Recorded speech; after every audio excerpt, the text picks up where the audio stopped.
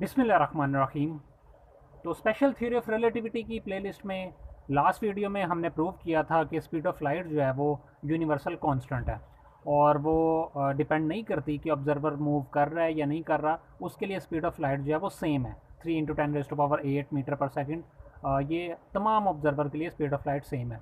और उसकी बेस पे फिर हमने रिलेटिविटी के दो पास्टुलेट बनाए और हमने ये प्रूव किया कि हर ऑब्जर्वर के लिए टाइम डिफरेंट होगा, ना कि स्पीड ऑफ लाइट सेम होगी और टाइम हर एक के लिए डिफरेंट होगा। तो अब टाइम चूंकि हर ऑब्जर्वर के लिए डिफरेंट है, तो उससे फिर हम एक न्यू स्पेस बनाएंगे जिसको हम कहेंगे स्पेस टाइम। इस स्पेस टाइम को समझते हैं कि स्पेस टाइम क्या होता है। मान लें कि एक ट्रेन है जो कि मूव कर रही है, कांस्टेंट वेलोसिटी से मूव कर रही है। इनर्शियल फ्रेम मेरे पास है ये ट्रेन, और कांस्टेंट वेलोसिटी से v वेलोसिटी है और near the speed of light ये ट्रेन मूव कर रही है। इसमें एक ऑब्जर्वर है हमारे पास, उसके पास अपनी एक क्लॉक है। ये क्लॉक इतनी अच्छी तो नहीं बनाई मैंने, लेकिन ये ऑब्जर्वर है जो कि इस ट्रेन के अंदर मौजूद है और कांस्टेंट वेलोसिटी से मूव कर रहा है। इसकी अपनी एक क्लॉक है और इस ट्रेन के अंदर एक यहाँ पे एक बल्ब है, यहाँ पे एक लाइट बल्ब जो है वो लगा हुआ है। एक ऑब्जर्वर यहाँ बाहर मौजूद है जो दूर से इस ट्रेन को मूव करते हुए देख रहा है। उस ऑब्जर्वर के पास भी अपनी एक क्लॉक है। इनिशियली जब इस ट्रेन ने मूव करना शुरू किया, दोनों ऑब्जर्वर ने एक दूसरे से अपनी घड़ी को मैच कर लिया, मतलब सिंक्रोनाइज कर लिया। दोनों ने एक सेम टाइम लगा लिया अपनी घड़ी के ऊपर और फिर ये घड़ी कांस्टेंट, ये ट्रेन जो है कांस्टेंट वेलोसिटी से मूव करना शुरू हो गई। अब ये जो ऑब्जर्वर है, ये ऑब्जर्वर इस बल्ब की लोकेशन अपने फ्रेम ऑफ रेफरेंस में जब देखेगा, जाहिर बात है ये ऑब्जर्वर ट्रेन में है तो ये एक फ्रेम ऑफ रेफरेंस मान लेगा। मान लें कि ये कोना जो ट्रेन का है, इससे अगर वो ओरिजिन मान ले तो इस तरफ एक्स एक्सिस हो गया, इस तरफ वाई एक्सिस, और थर्ड डायमेंशन हमारे पास यहाँ पे जी एक्सिस भी मौजूद होगा। और ये जो ऑब्जर्वर जो बाहर है वो अपने हिसाब से एक फ्रेम ऑफ रेफरेंस ले लेगा। ये एक्स एक्सिस इसका ये हो जाएगा, वाई एक्सिस ये हो जाएगा और जी एक्सिस भी इसके पास मौजूद होगा और दोनों के पास अपनी अपनी क्लॉक मौजूद है। अब अगर इस ट्रेन के अंदर ये बल्ब किसी टाइम पे जो है ब्लिंक करता है, ऑन होके दोबारा ऑफ होता है, और ये ऑब्जर्वर इस बल्ब के ऑन ऑफ होने, ये बल्ब जो ऑन ऑफ हुआ इसको हम एक इवेंट बोलेंगे यहाँ पे। इस इवेंट की अगर पोजीशन अगर इस ऑब्जर्वर से पूछी जाए तो वो ये बताएगा कि ये जो इवेंट हुआ, ये एक्स प्राइम जो इसका एक्स एक्सिस जो इसका है वो बताएगा एक्स प्राइम लोकेशन पे, वाई प्राइम लोकेशन जो उसकी होगी इस लोकेशन पे, एक्स एक्स प्राइम के इस लोकेशन पे, वाई प्राइम की इस लोकेशन पे, और जी प्राइम भी इसके पास कुछ ना कुछ होगा उस लोकेशन पे। और टाइम भी ये बताएगा कि इस टाइम पे ये मेरे पास जो इवेंट ऑकर हुआ, ये जो लाइट बल्ब था ये ब्लिंक हुआ। लेकिन अगर इस ऑब्जर्वर से पूछा जाए कि इस इवेंट की हमें लोकेशन बताएं, तो वो बताएगा कि ये जो बल्ब ऑन होके ऑफ हुआ वो कि कुछ इस पोजीशन पे हुआ। उसके लिए जो उसका एक्स एक्सिस होगा, उसका जो कोऑर्डिनेट होगा वो एक्स, और जो उसका वाई होगा उसके लिए उसका जो वाई की पोजीशन होगी वो कहलाएगी वाई, और जो जी एक्सिस होगा उसके लिहाज से उसकी जो जी जो कंपोनेंट होगा उसको वो जी बोलेगा। इसको अपने वाले कंपोनेंट को, ये जो मूव कर रहा है ऑब्जर्वर, इसको एक्स प्राइम, वाई प्राइम और जी प्राइम बोलेगा, और ये वाला ऑब्जर्वर अपने फ्रेम ऑफ रेफरेंस के मुताबिक एक्स, वाई और जी बोलेगा। इसके लिए चूंकि इसका टाइम, अब चूंकि ये near the speed of light move कर रहा है तो इसका टाइम और इसका टाइम डिफरेंट होने वाला है। तो इसका जो टाइम, जिस टाइम पे इसने मेजर किया कि यहाँ पे एक इवेंट हुआ, उसको वो टाइम बोलेगा टी प्राइम। और इसका टाइम चूंकि डिफरेंट होगा, ये उस टाइम को, अपने वाले टाइम को बोलेगा टी। अब इस इवेंट को मेजर करने के लिए इसको टोटल क्वांटिटीज की जरूरत पड़ी चार। एक है टी प्राइम, एक एक्स प्राइम, एक वाई प्राइम और एक जी प्राइम। ये चार कंपोनेंट्स, ये चार कोऑर्डिनेट्स जब तक इसके पास नहीं होंगे तब तक ये इस बल्ब के या इस इवेंट की लोकेशन को डिस्क्राइब नहीं कर सकता। इसी तरह से ये इस ऑब्जर्वर से जब पूछा जाए कि वो इवेंट किस टाइम पे हुआ, कब हुआ और किस लोकेशन पे हुआ, तो उसको डिस्क्राइब करने के लिए भी इसको चार कंपोनेंट्स की ज़रूरत पड़ेगी, एक टाइम, एक एक्स, वाई और एक जी। तो ये जो चार कंपोनेंट्स है, इससे मिला के जो हमारे पास स्पेस बन रही है उसको बोलते हैं हम स्पेस टाइम। अब यूनिवर्स में कोई भी इवेंट अकर होता है तो उसको डिस्क्राइब करने के लिए एक्स वाई जी की तो ज़रूरत है हमें, लोकेशन डिस्क्राइब करने के लिए। तो उसका टाइम भी डिस्क्राइब करने के लिए हमें उसके टाइम का कंपोनेंट भी चाहिए। तो ये 4 डायमेंशनल स्पेस हमारे पास बनती है जिसमें चार कंपोनेंट्स है हमारे पास, ऐसी स्पेस जिसके चार कंपोनेंट्स है, एक टाइम और तीन एक्स वाई जी। तो ऐसी स्पेस को हम बोलते हैं स्पेस टाइम। अगर ये जो ऑब्जर्वर है जो मूव कर रहा है, ये इस इवेंट की लोकेशन को लिखना चाहे तो वो कुछ इस तरह से लिखेगा। अगर मैं बोलूँ कि ये पी पॉइंट पे ये इवेंट हुआ, तो इस पी के 4 कंपोनेंट्स बनेंगे, एक टी प्राइम, एक एक्स प्राइम, एक वाई प्राइम और एक जी प्राइम। और इसी तरह से इस ऑब्जर्वर से अगर पूछा जाए कि इस पी पॉइंट पे के कोऑर्डिनेट क्या हैं, तो वो बताएगा, ये ऑब्जर्वर बताएगा। इसके लिए डिफरेंट मार्कर मैं यूज़ कर लेता हूँ। तो ये ऑब्जर्वर बताएगा कि इस पी पॉइंट के जो कोऑर्डिनेट्स हैं वो टी, एक्स, वाई और जी। तो इस जो मूविंग फ्रेम ऑफ रेफरेंस है उसके लिए जो उसके कोऑर्डिनेट्स हो जाएंगे t prime, x prime, y prime और जी प्राइम। और जो स्टेशनरी ऑब्जर्वर है उसके लिए कोऑर्डिनेट्स हो जाएंगे टी, एक्स, वाई, जी। जिस तरह से ये एक्स, वाई, जी इसके लिए अपने यूनिक हैं, इसी तरह से ये टी भी इसके लिए अपना यूनिक होगा।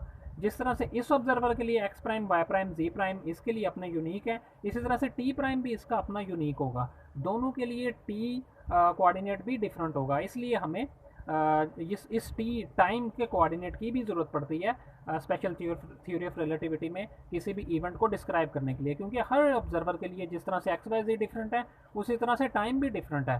तो इसलिए टाइम को भी हम एज ए कंपोनेंट डील करते हैं स्पेशल थ्योरी ऑफ रिलेटिविटी में। तो इस तरह से ये हमारे पास एक 4 डायमेंशनल स्पेस बनती है। इस 4 डायमेंशनल स्पेस को हम बोलते हैं स्पेस टाइम। अब इस स्पेस टाइम के बारे में हमने देख लिया।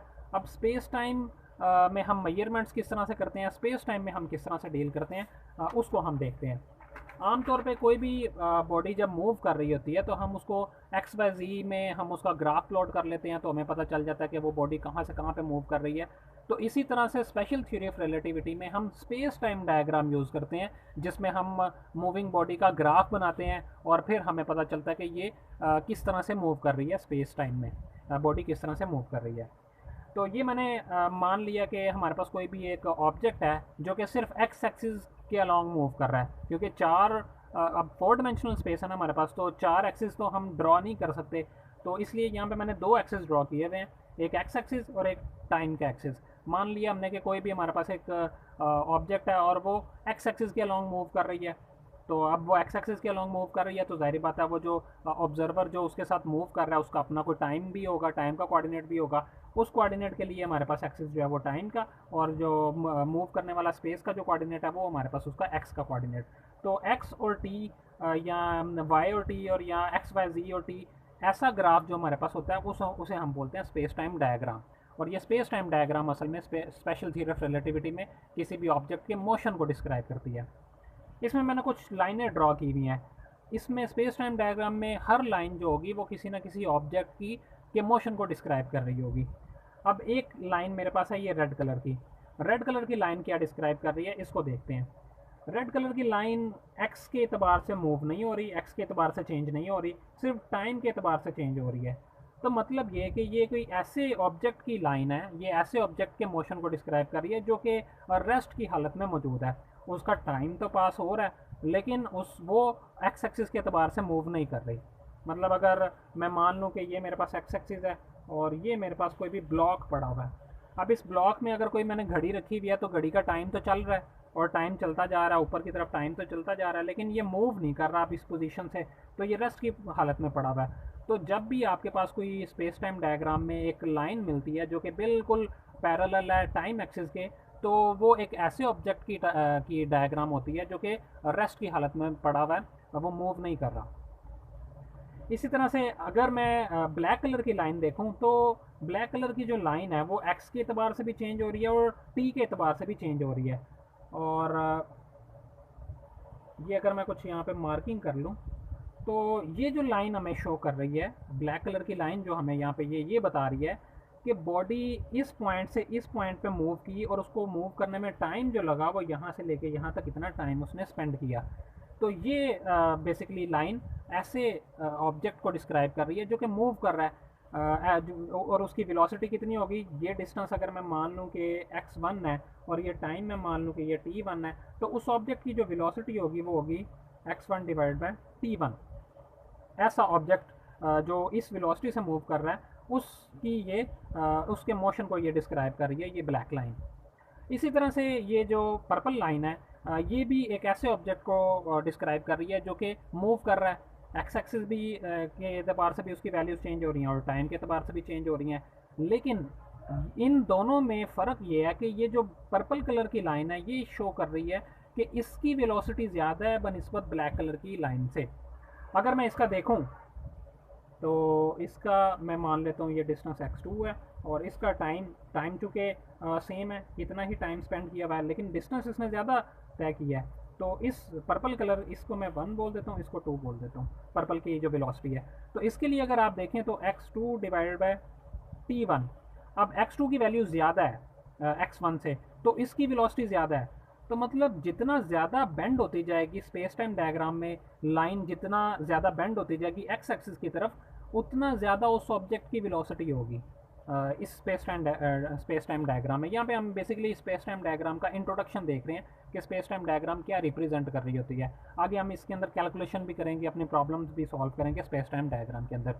तो इससे हमें एक चीज़ पता चली कि जो बिल्कुल ही टाइम के पैरेलल होगी लाइन, वो एक ऐसी लाइन होगी जो कि ऐसे ऑब्जेक्ट की लाइन होगी जो कि मूव नहीं कर रहा, और जो बिल्कुल थोड़ी सी तिरछी होगी वो ऐसी होगी कि जो मूव कर रहा है ऑब्जेक्ट। और अगर ज़्यादा ऐसी लाइन होगी जो कि जो एक्स एक्सिस से एंगल जितना कम करते जाए, इसको आप समझ लें कि जितना एक्स एक्सिस से एंगल कम होता जाएगा उतनी ज़्यादा वेलोसिटी से ऑब्जेक्ट मूव कर रहा होगा।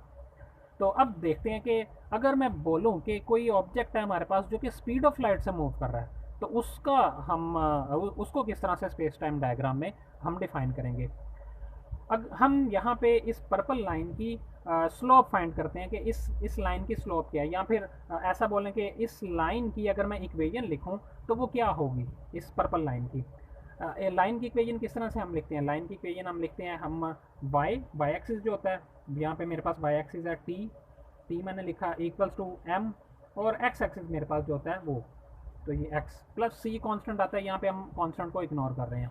तो यहाँ पे ये जो m है हमारे पास, असल में लाइन की स्ट्रेट लाइन की इक्वेशन होती है y equals to M X plus C, ठीक है, जिसमें m स्लोप होती है और c यहाँ पे कोई कांस्टेंट होता है। कांस्टेंट बेसिकली ये बता रहा होता है कि ओरिजिन से कितना दूर है हमारी लाइन। तो मान लिया अभी कि c को हमने इग्नोर किया हुआ, तो ये मेरे पास एक स्ट्रेट लाइन की इक्वेशन आ गई स्पेस टाइम डायग्राम के लिए, t equals to M x. m यहाँ पे है स्लोप, इस लाइन की स्लोप, और इस लाइन की स्लोप अगर हम फाइंड करेंगे स्लोप क्या है, तो मैं स्लोप फाइंड करने के लिए क्या करता हूँ, दो इंटरवल ले लेता हूँ। एक ये इंटरवल ले लिया मैंने, और एक ये मैंने x का इंटरवल ले लिया, और y का t का इंटरवल ले लिया। तो स्लोप बेसिकली होती है y का इंटरवल डिवाइडेड बाय x का इंटरवल। तो ये मेरे पास आ जाएगा t इक्वल्स टू, इस टाइम को मैं बोल देता हूँ t2, इसको मैं बोल देता हूँ t1, इसी तरह से इसको मैं बोल देता हूँ x2, इसको मैं बोल देता हूँ x1। तो यहाँ पे मेरे पास आ जाएगा जो m की वैल्यू मेरे पास आएगी वो आएगी t2 minus t1 divided by x2 minus x1, और यहाँ पे x। अगर ये आप देखें, इसको थोड़ा सा सिंप्लीफाई करें तो ये आ जाएगा del t divided by del x into x, और ये टी ओवर एक्स है। आमतौर पे एक्स ओवर टी को हम बोलते हैं वेलोसिटी, लेकिन ये हमारे पास है del T over del X, तो मतलब ये इन्वर्स ऑफ वेलोसिटी है हमारे पास, T equals to V inverse into X. इसको मैं इस तरह से लिख सकता हूँ, ये बेसिकली जो इसकी स्लोप है मेरे पास वो वेलोसिटी की स्लोप है, वेलोसिटी के इक्वल होगी, इन्वर्स ऑफ वेलोसिटी के। तो ये मेरे पास एक इक्वेशन आ गई। इसको थोड़ा और अगर हम सिंपल करके लिख लें, इस लाइन की इक्वेशन आ गई मेरे पास ये। इसको मैं अगर v को इस तरफ ले आऊँ तो मेरे पास आ जाएगा x equals to v into t, ये मेरे पास आ गई। अगर मेरी लाइन स्पीड ऑफ, अगर मेरा ऑब्जेक्ट जो है स्पीड ऑफ लाइट से मूव कर रहा है तो v की जगह मैं लगा दूंगा c सिंपली, तो मेरे पास आ जाएगा x equals to c into t. तो ये मेरे पास एक ऐसी इक्वेशन आ गई लाइन की जो कि स्पीड ऑफ लाइट से मूव करते हुए ऑब्जेक्ट की लाइन है सी। अब अगर मैं देखूं तो सी की वैल्यू मेरे पास होती है 3 इंटू 10⁸ मीटर पर सेकेंड, तो काफ़ी बड़ी वैल्यू है। और उसको अगर हम इस ग्राफ में देखें तो वो काफ़ी लंबा चौड़ा ग्राफ मुझे बनाना पड़ेगा। हम स्पेस टाइम डायग्राम में एक काम करते हैं, वो ये करते हैं कि c को हम 1 मान लेते हैं, कि c जो है वो 1 के इक्वल है, मतलब 1 को मान रहे हैं हम कि ये बराबर है 3 इंटू 10⁸ मीटर पर सेकेंड के। इसको हम 1 यूनिट मान लेते हैं। इसी तरह से अगर मैं c की जगह पे 0.5 लिखता हूँ तो वो ये होगा कि half of the speed of light. इसी तरह से अगर मैं c को 2 लिखता हूँ तो वो ये होगा 2 टाइम्स स्पीड ऑफ लाइट। तो उसको 2 से हम इस वैल्यू से मल्टीप्लाई करेंगे तो वो असल में हम मान रहे होंगे, क्योंकि स्पेस टाइम डायग्राम में हम इतनी बड़ी वैल्यूज़ को अगर यूज़ करेंगे तो ये काफ़ी बड़ा हमें ग्राफ बनाना पड़ेगा, जो कि पेपर पे बनाना बहुत मुश्किल होगा। तो इसलिए c की वैल्यू को हम आमतौर पे 1 मान रहे होते हैं, 1 यूनिट। तो अगर मैं 1 मानूँ इसकी यहाँ पे लाइट सी को की वैल्यू 1 मानूँ तो मेरे पास आ जाएगा x इक्वल्स टू टी। तो ये मेरे पास एक ऐसी इक्वेशन आ गई जो कि स्पीड ऑफ लाइट से मूव करते हुए ऑब्जेक्ट की जो है इक्वेशन होगी। अगर हम देखें तो स्लोप मेजर करने का एक और भी तरीका हमारे पास होता है, जिसको हम इस तरह से लिखते हैं, theta equals to tan inverse y over x. तो यहाँ पे वाई एक्सिस मेरे पास टी है और एक्स एक्सिस मेरे पास ये है। अगर x और t बराबर हैं तो ये दोनों बराबर हो जाएंगे, ये दोनों कट जाएंगे, टेन इनवर्स 1 हो जाएगा। टेन इनवर्स 1 हमारे पास जो है वो बराबर होता है 45 के। मतलब ये कि स्पीड ऑफ लाइट से मूव करते हुए ऑब्जेक्ट की जो लाइन बनेगी वो 45 डिग्री का एंगल बनाएगी स्पेस टाइम डायग्राम में। तो ये एक बड़ा इंपॉर्टेंट एमसीक्यूज़ है कि स्पेस टाइम डायग्राम में जो लाइन 45 डिग्री का एंगल बनाएगी वो लाइन एक ऐसी लाइन होगी जो या तो लाइट को डिस्क्राइब कर रही है या फिर ऐसे ऑब्जेक्ट को डिस्क्राइब कर रही है जो स्पीड ऑफ लाइट से मूव कर रहा है। इससे ज़्यादा जिसका भी एंगल होगा, इस 45 डिग्री से ज़्यादा जिसका भी एंगल होगा वो less than speed of light से मूव कर रहा होगा स्पेस टाइम डायग्राम में। इससे कम जिसका भी एंगल होगा वो greater than speed of light से मूव कर रहा होगा स्पेस टाइम डायग्राम में। तो ये एक शॉर्ट इंट्रोडक्शन था स्पेस टाइम डायग्राम का। नेक्स्ट हम कुछ मेजरमेंट के लिए कुछ फार्मूले फाइंड करेंगे स्पेस टाइम डायग्राम में रहते हुए। तो स्पेस टाइम डायग्राम बहुत इंपॉर्टेंट है।